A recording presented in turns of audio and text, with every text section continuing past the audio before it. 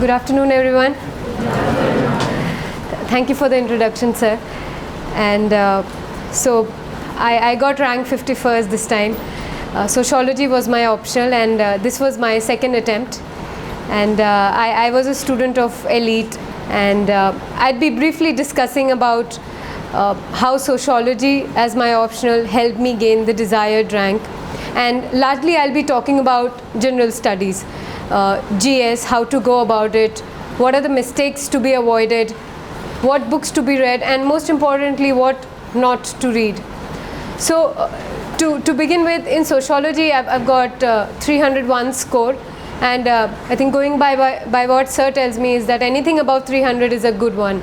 So I believe I've got good scores, and I try to be humble when I say that, but then at the same time I feel very, very proud of scoring whatever little marks I have.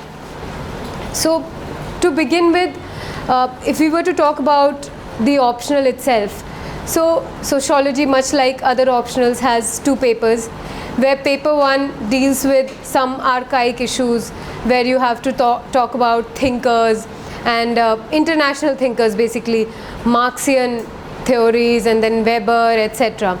The paper 2 syllabus has a good overlap with your GS. It deals with contemporary India, it deals with politics and caste. So some of the very pressing issues which you will find very relevant in GS paper 1 as well as GS paper 3.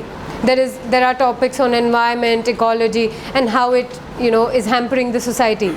So, and that actually was one of the motivations for having chosen sociology. The other reason why I chose it was because I believe it's a safe bet with sociology. So let us say if you take a science optional, for example physics, if you solve a question correctly, you end up getting, let's say, 10 on 10 or whatever the maximum marks might be.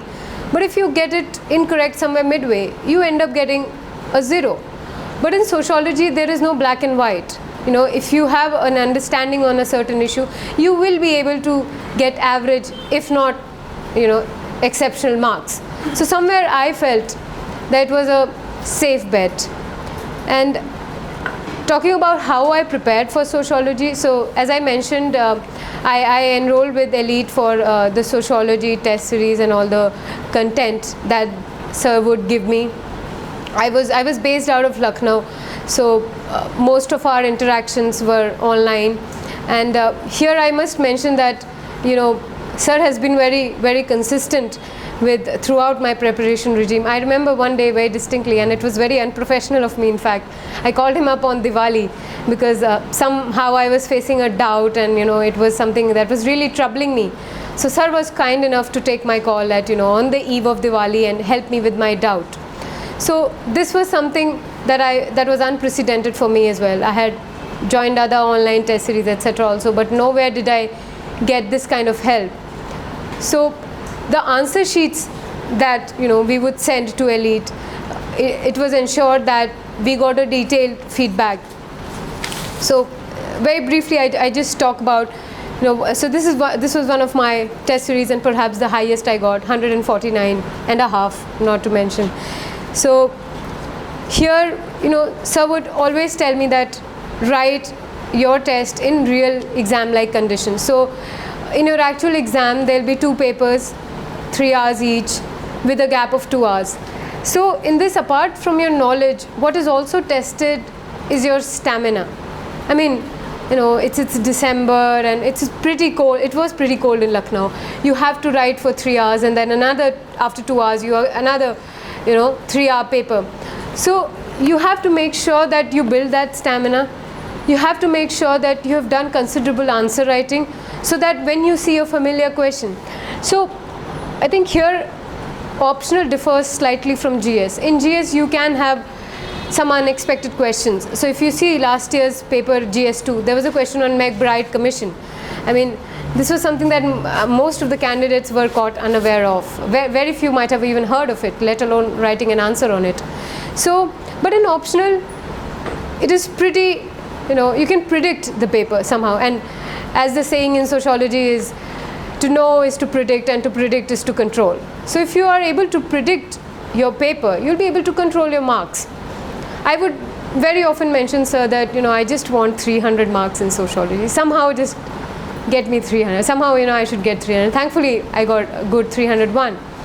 So this is the predictable part of the paper. Do thorough answer writing. Make sure that you get detailed feedback, and then you happen to improve on it. I would get my answer copies checked from sir within 10 days. So that would help me improve my performance in the next test. I can use that feedback to improve my answer writing further, and that really helped. And then, as mentioned before, try to write in real-time answer conditions. My answer sheet, sir would even tell me that, draw margins, leave this much space below, try to fill up the there are fixed space answer sheets, you all must be knowing. So, try to fill them up. It creates a good impression on the minds of the examiner. And I think after having got my marks, I completely agree with it. So, I think these are some hacks which only, a seasoned teacher can give you from the benefit of his own experience over the years. So, it really benefited me. And I tell you, if I was to tell you my scorecard, optional was what that got me 51 rank. So in GS also I've got good marks. I've got 427. Essay also I've got 147. Interview was 179. Again, very, I would say, average. If you see the top 90 ranks, these are average scores. But in optional was where I got a lead ahead of others. So it really helped me. And I would really insist, be it sociology or whatever might be your optional, give it all the due attention that it requires. Read the standard textbook and practice answer writing a lot. A lot. Paper 1, paper 2, they all deserve equal attention. You will get good marks if you work hard. That is a given. And take the feedback seriously. It really helps you in the long run. And yeah, that is about sociology.